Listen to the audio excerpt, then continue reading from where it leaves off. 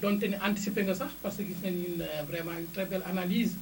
par rapport à la situation politique je vais dire pas du Thiès mais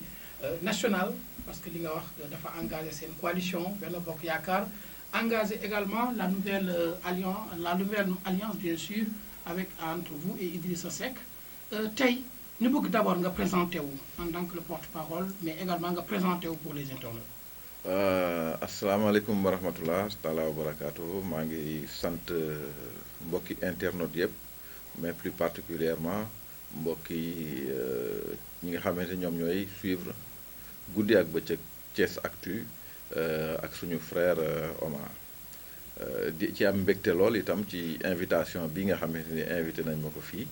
pour ma ñëw échanger ak moom comme nu mu ko waxee ci li nga xamante ni moom la ñu génn waaye itam li nga xam moom la ñu dëgmal di rafetlu liggéeyam vraiment Thiès Actu taxawaayam ci campagne électorale bi ci côté yëpp nag ak ci accompagnement bi nga xamante ni seqoon na ko ak candidat yëpp donc ci kaw loolu man en tant que porte-parole Benno Bokk Yaakaar directeur de campagne wu maire sortant Lamine Diallo bi nga xam moo nekkoon évidemment Thiès Nord maa ñëw tey pour waxtaan ak moom ci cadre boobu nga xamante ni c'est un cadre vraiment précis ci li nga xam moom la ñu jógee ak ci li nga xam moom la ñu dëgmal. Voilà très bien alors merci beaucoup ci témoignage yi nga xam ne def nga ko dañuy wax la situation politique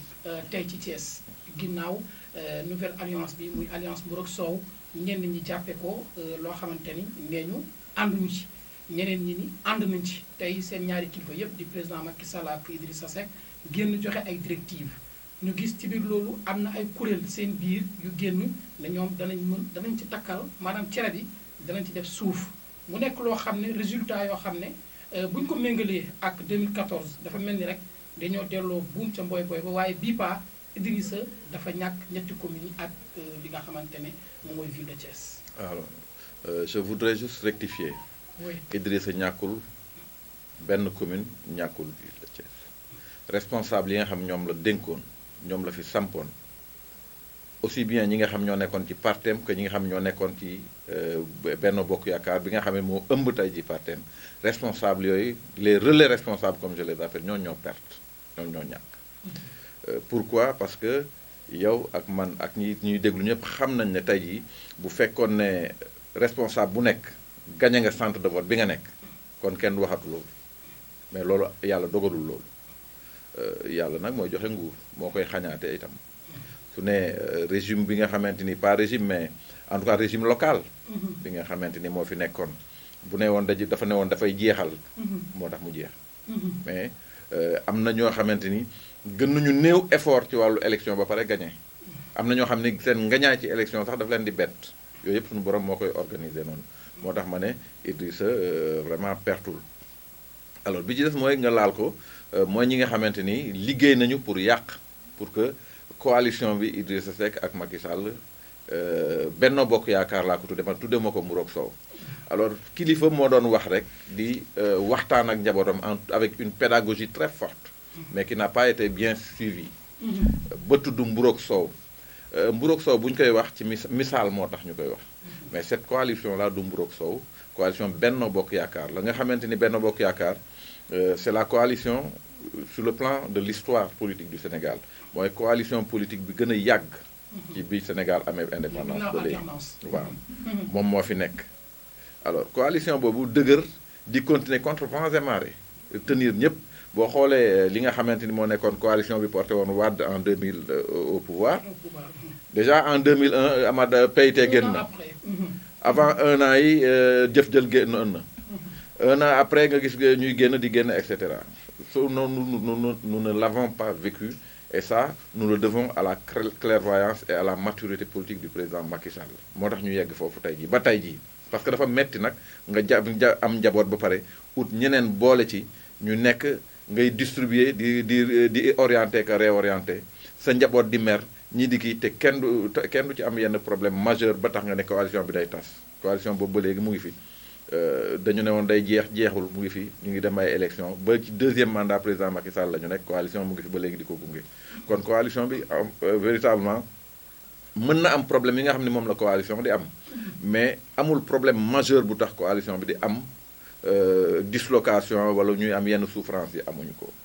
alors dafa di nag dañu nekkoon ci ay élections locales élection locale affaire gox la affaire quartier la comme ni ñu koy waxee rek affaire nawetaan la. donc fa la engagement bi di gën a vigoureux lépp daal vraiment tension yi fa lay ëppee. alors dund nañ ko Thiès ñeneen dund nañ ko feneen Sénégal yëpp dund nañ ko mais Thiès particularité bi mooy que dafa am benn kilifa gu fi nekkoon kilifa national am envergure liggéey Thiès lu nit mën a teg bët lu wér toog d'accord nag contre vents et marées mu bàyyi la mu xam moom la téye woon dem ànd ak président Macky Sall muy président Idrissa Seck ba mu ko defee inévitablement dina am ñuy d'accord ak ñu d'accordul. alors moi je sors aujourd'hui d'une réunion d'évaluation on en a parlé wax nañu ñu bëri wax nañu li nga xamante ni xëy na moom lañ jàpp ne moo tax ñu ñàkk élection yi mais man personnellement Lamine Aïssa dama jàpp ne dañu waroon perte rek perte nañu mais ku ci nekk ci nga xam ne jàppoon nañ ci coalition bi rayante nga guddeeg bëccëg pour ñu am ndam. mais jàppoon ni vote sanction la parce que tey bu ñuy xool am na ñaar ba ñetti entité yoo xamante ne ñëpp dañ doon def analyse ne ñoom ñooy génn premier muy la coalition Benno Bokk Yaakaar ak la coalition And Siggil Thiès bu Ablaye Dièye tey ñu gis troisième wala quatrième coalition boo xam ne sóoruñ ko woon muy Yewwi Askan Wi tey mu def phénomène à Thiès. moom laa lay wax ma ne la di nga gagné élection yenn saa yi sax mu bett la yéenewuma leen ko mais am na ci ñoo xam ne dañu dem def passation de service ba pare rek toog sax den bureau waa gars yi léegi lu ñu def day am daf leen di bett mais yàlla mooy organiser waaw donc ñun ñu ñëw deuxième keneen ñëw troisième l'essentiel mooy perte nañu élection yi à Thiès Nord dañ koy def ak philosophie parce que ci ñun Benno Bokk Yaakaar daf ci am ñoo xam ne dañu toogoon banque seen loxo am na ñoo xam ne banque ñu seen loxo de mais dañoo génn dem créer seen liste bopp def nañ ko élection locale moo mel noonu on ne peut pas forcer les gens à suivre une directive benn dynamique mënul nekk am nga droit nga ne yow man Omar du ma jiite yow am nga ci droit man comme man Lamine Aïssa ak par exemple mun naa citer Cheikh Ndoye mun naa citer Seynabou Ndiégène et cetera ñun dañu toog ay ñoom Diégay et cetera dañu toog ñu ne ñun li nga xam président Macky Sall ak président Idrissa Seck wax ñun fekkew ñu ko de mais li ñu wax ba d'accord ñun doy nañu donc dañu ànd ci lii c'est aussi simple que ça donc man du ma nangu loolu ba pare ma ne non njagawaat lu mu def du yoon j'ai jamais dit ça je le dirai pas parce que ku ci nekk ci sa ngëm-ngëmu bopp ngay demee njagawaat bi muy créer listam dafa jàpp ne moom dafay gagner keneen bi muy nekk aussi ci suuf d'accord ak ñun ba pare liggéey ci suuf lu ñu pertal aussi kooku dafa jàpp ne ñun dañuy doon perte dafa loolu la doon liggéey donc voilà quoi jarul pour man affaire bi ñun wut nañu suñu borom joxuñu suñu borom lañ doon wut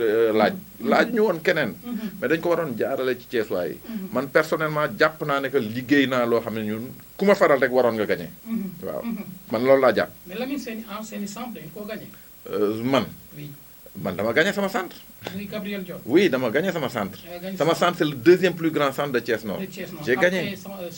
ah oui j'ai gagné. alors très bien. mais dama ne doguma dama ne comme lu ma la wax sànq bu fekkee ku ci nekk gagné nga sa centre rek dañuy gagné fépp. mais nag yàlla mu deful loolu mënu deful ku nekk mën a gagné centre am wala ñëpp gagné seen centre. parce que ku ci nekk dafa am loo xam moo lay perteloo comme ñu nga xam ne tey jii noonu la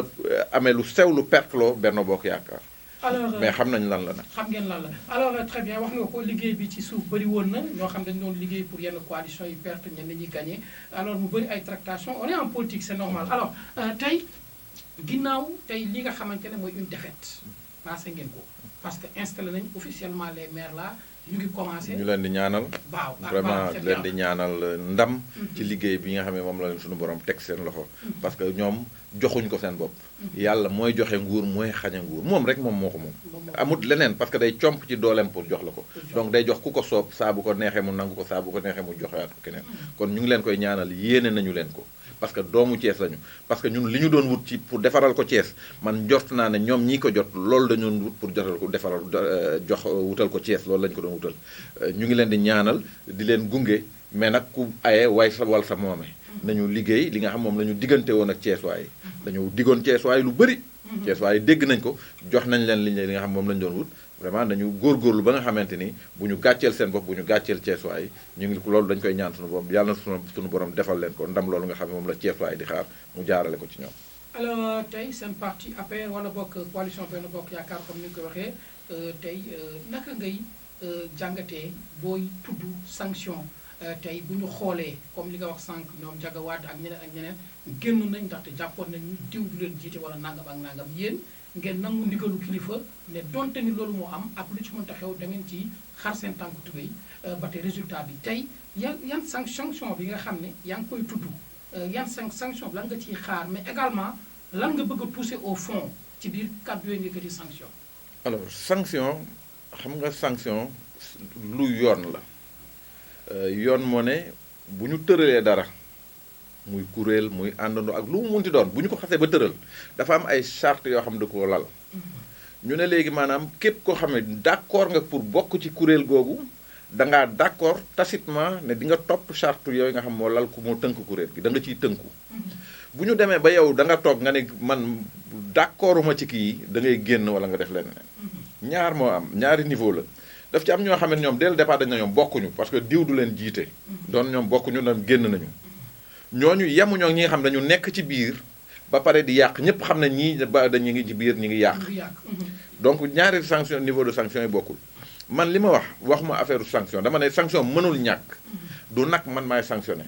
mais man bu fekkoon maa moom parti bi maa moom coalition bi wala ma jiite coalition bi damay sanctionné inévitablement parce que dafa am lu ma doon yóotu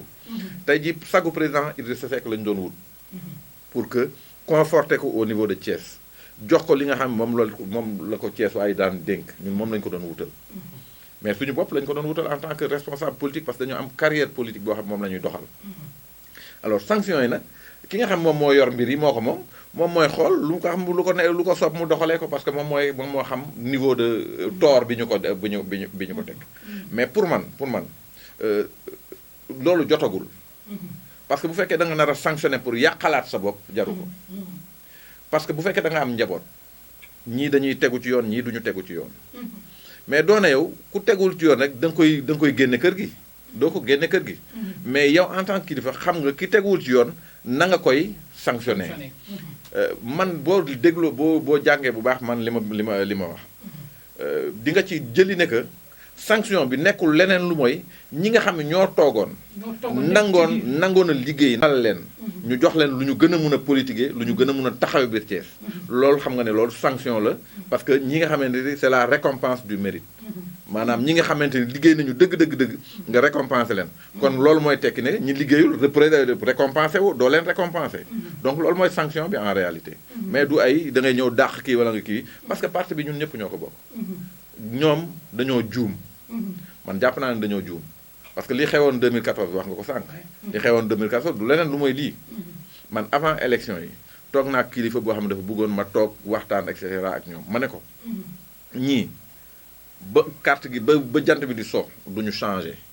ma ne ko nag man du ma nangu li nga xamante defoon nañu ma ko 2014 j'étais le seul à rester dans Benno Bokk Yaakaar ak Seynabou Ndiéguène ak Omar Diop voilà Hélène Tine ma ne comme man nag j'étais parmi les rares personnes yu toogoon responsable yu toogoon pour garder la maison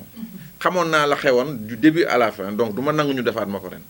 ma ne ñi nag dem nañu ba pare de toute façon mënoo leen téye du waxtaan moo leen téye bàyyi leen ñu dem parce que ku ci nekk itam la nga gëm loolu ngay doxal en politique gëmoon nañ na ñoom bu ñu demee ñun dañuy duma ñoom génnuñu sax troisième c'est ça la réalité c'est-à-dire que ñaari doo comparer y a même pas photo entre les deux résultats dama xeebuñu li ñu am nag ñun parce que au moins y a des Thiessois yoo xam ne wóolu nañu te bare nañu nag y a des Thiessois au nord yoo xam ne wóolu nañu te bare nañu ñooñu dañ leen di jërëjëfal dañ leen di vraiment remercier ci confiance bi ñu continuer dañu def et je suis sûr que ñooñu duñ ñu bàyyi ñun ñooñooy suñu ay militants te ñooñu la ñuy waxal fi mu nekk nii sanction bi nag mooy que ñi nga xam ñoo doon liggéey ñu dooleel leen pour ñu gën a mën a taxaw askan wi gën a mën a liggéey foofu laa rebondir sama question maanaam dañuy gis Macky Sall souvent buy xes tànn maanaam comme fi mu jëm parce que tey dañ koy wax gouvernement bi nga xam ne moom lay waajal muy remaniement ñu bëri ñu ngi wax ni doomu Thiès yi ku ci mel ni ñoom Lamine Aïssa dañoo yàgg sonn nekk ci ay coalition Benno Bokk Yaakaar nekk APR di jël seen alal di ci def ak quelque soit situation mënta am danañu génn ñëw taxawal jëmmal seen bopp sagal Macky Sall ñu gis ni boobu ba léegi 2012 2013 ba fu ñu toll mbir yi dafa mel dafa am fu mu tagga tembe est-ce que yaakaar ngeen tey bu ngeen càmbaree mbir mi tey Macky Sall dina xoolaat taxawaay bi nga xam ne moom la war am Thiès waaw xam nga kilifa doo ne ko yow fii ngay jaar bi mu demee ba nga nangul ko ne moom kilifa ga te mooy kilifa gi da nga koy wóolu ci ne moom moo lay tracel fi nga war a jaar donc ñun du ñu taxawu kenn du ñu xoqatal kenn du ñu xam nga yow nu ñu doxalee ñoo ngi fi woon ñun ak yéen. donc ñun li ñu gëm mooy président Macky Sall dañ koo waxul li ñu gëm mooy dafa am ay responsables yoo xamante bu ñu demee ci président Macky Sall du ñu ko wax li nekk Thiès li xew Thiès. loolu moom lu ñu gëm la. te gëm nañu loolu moo am. parce que mënuloo nekk ci parti man par exemple sur le plan intellectuel de 2012 à aujourd'hui et je parle sous le contrôle de ceux qui me regardent et qui me connaissent et qui me suivent. J'ai écrit plus de 100 articles yoo xam 100 contributions dans la presse yoo xamante ni pour défendre président Macky Sall pour défendre son gouvernement pour défendre les membres de sa famille wala pour défendre ma région ma ville. Oui, même la crise scolaire. Non, ça je l'ai fait depuis 2000 je l'ai fait. Omar de toi à moi est-ce que gis nga ci benn koo xamee takkal dañ ko ndombo tànk wax ma la Thiès waaye Sénégal ku ñu président Macky Sall takkal ndombo tànk ku bind lu ni toll contribuer ko pour jàppale ko man de seet naa ko nag gëstu naa ko mais gisuma ko mais nag loolu bu ñu fa tollee doo ne nit ñee ko waxul kilifa dafa am foo xam boo fa tollee da nga koy bàyyi parce que moom moo xam programme am ñun programme suñu borom la ñu nekk suñu borom moom moo ñuy jox moom moo ñuy xañ kenn joxuñu balaa nga ko gën a xam Macky Sall joxoon ñu dara tey jii duñu ko gërëm moom suñu borom la ñuy sant parce que suñu borom mooy joxe comme ku suñu borom joxuñu jox suñu borom dañuy sant ne suñu borom moomu moom la suñu borom jox. très bien nan la ñuy doxee moom war a doxee noonu alors très bien yéen a ngi jëm ci ay élection législative yaa ngi koy wax yàggatul dara tey coalition Benno Bokk Yaakaar Thiès ñu gis ñu bëri ñu ngi def ay tractation donte dañoo nekk ci biir kër gi mais dañuy xëpp toujours suuf ci ndab li li ni mel ñu gis investiture yi nga xam ne moo fi weesu bëri na ñu wax ni vote sanction moo am Thiès ndaxte tey ña ñu tabb sax kenn xamu leen ñu bëri ñoo koy wax parce que man du samay kàddu mais tey lan ngeen gis ni tey bu ngeen ko defaatee da ngeen téyewaat la majorité mécanique. alors majorité bi xam nga ñoo ko yor xam nga département moo ëpp nit moo gën a kawe commune te département bi ñoo ko gagné donc tey jii on peut présager facilement que législative yi ñooy gagné parce que affaire de département la te département bi ñoo ko moom logique bi loolu la mais politique du en politique souvent 2 et 2 font 5. font 5 wax le 10 ouais. waaw donc du doon loo xamante ni la ngay jàpp ne mooy logique biy joxe sinon kon Thiès Nord ñun kenn ñu fi gagné. parce que Thiès Nord en réalité réew mi moo ko doon mus a gagné.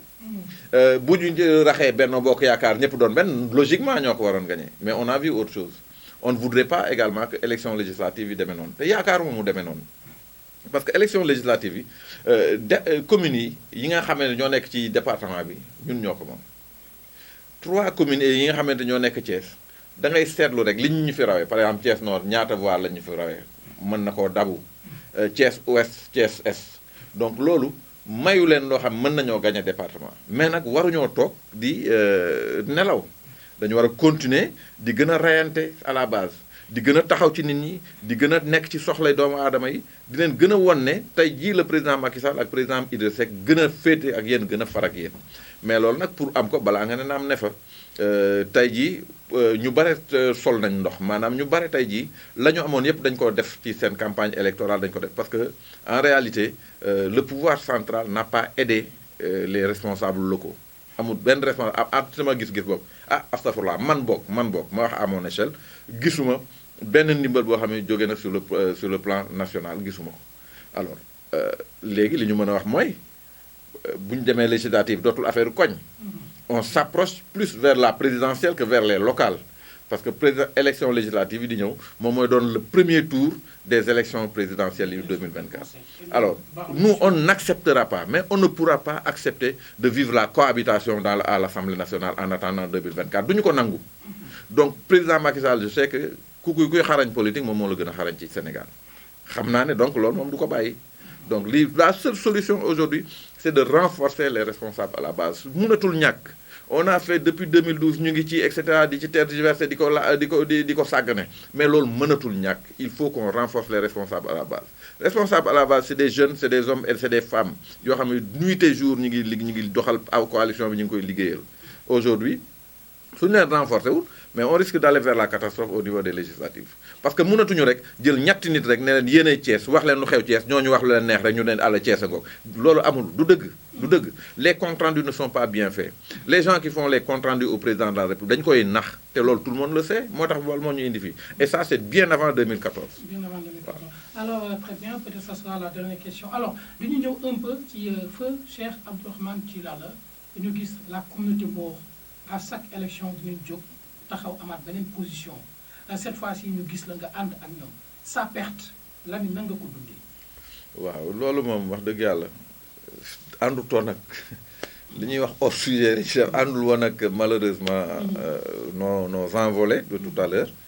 parce que da nga ñuy delloo ginnaaw te da nga ñuy delloo ginnaaw dunduloo ñu naqar ak tiis boo xamante ni amoon nañ ko à un moment donné de notre vie parce que ñëpp dégg nañu Chérif ñëw Thiès def fi benn ngan ñu organiser ko fi caali benn xew bu rëy naar yëpp génn tabala yi génn jigéen ñi génn sañsewu ñëpp rafet ba dee macha allah car ku nekk génn Chérif jël micro bi y avait Abdou Ndéné Sall qui représentait le gouvernement il y avait une très forte délégation du DG du très grand DG de la Poste Siré Dia il y avait d'autres ministres qui étaient représentés Chérif ñëw wax leen ne waa Thiès dama bëgg ngeen taxaw ngeen jàpp seen doom seen xarit seen àndandoo ki nga xamante ni lépp lu mu am yéen la ko yéene yéen la koy indil fépp fu mu xëy la mu fa am yéen la ko yéene indil dama bëgg ngeen jàppale kooku maa ngi leen koy dénk muy seen doom seen xarit Lamine Aïssa Fall Chérif ab moo boobu defa teraanga boobu dara mënu ko fay dara mënu ko wecci et on en était conscient depuis très longtemps Chérif damaa yaakaar ne loolu rek moom moo ko dese woon bi muy ñëw fii loolu rek moo ko dese woon ñëw dénk ma waa Thiès bu yàggul également avant ñuy commencer élection yi doomam ñëw na fi ñu organiser fi benn xabla bu mag fii Kër Cheikh bi mu ñëwee également doomam daf ci jaaraat wax ne moom la waajuram nekkoon moom ca la nekkaat donc dafay ñëw wax waa Thiès ne également moom du xeexul kenn nekkul ci kenn fa baayam tegoon tànkam foofu la teg tànkam te mu ngi taxawu waa Thiès te bëgg na waa Thiès itam taxawu Lamine Aïssa Fall ba ñuy wax am na yeneen ak yeneen yoo xam ne décision jël nañ ko fi muy teraanga boo xam ne naar yi ñoo koy continuer di def seen doom ñu leen ci sant di leen ci gërëm vraiment chapeau à la communauté Mor man dama koy tiitaroo dama leen di tiitaroo gannaaw bu may tiitaroo li ma bokk ci Baye Fall yi Cheikh Ibra di suñu yaakaar Sëñ Touba di suñu yaakaar gannaaw bu may tiitaroo loolu askanu naar laay tiitaroo waaw loolu moom loolu la yàlla def nag. Voilà, très bien. Alors merci beaucoup xam naa dañuy def rek le dernier mot. waaw dernier mot bi moom vraiment dañuy gën a sant yàlla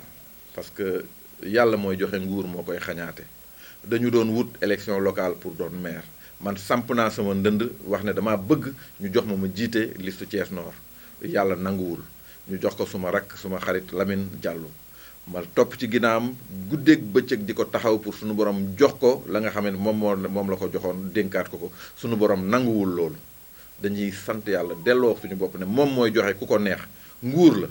suñu borom moo koy jox ku ko neex jox na ko suñu rakk également Birame Souleye Diop mu nekk maire Thiès li ma wax nii loolu laa ko wax bi benn yoon la ñu mës a tase joxente loxo ma ne ko ñu ngi nekk ci élection yi képp koo xam ne da ngaa jóg pour defar Thiès yàlla na la suñu borom teg di sa loxo waaw yàlla xëy na yàlla dégg na ma teg na ko si loxoom xëy na itam yàlla fas yéene na ko dooleel tudd na ne da ko war a dooleel pour mu liggéey Thiès lépp loo xam ne ni manqué woon na fi mu def ko lépp loo xam ne dëngoon na fi mu jubbanti ko loolu daal la ñuy sant di ko gën a encouragé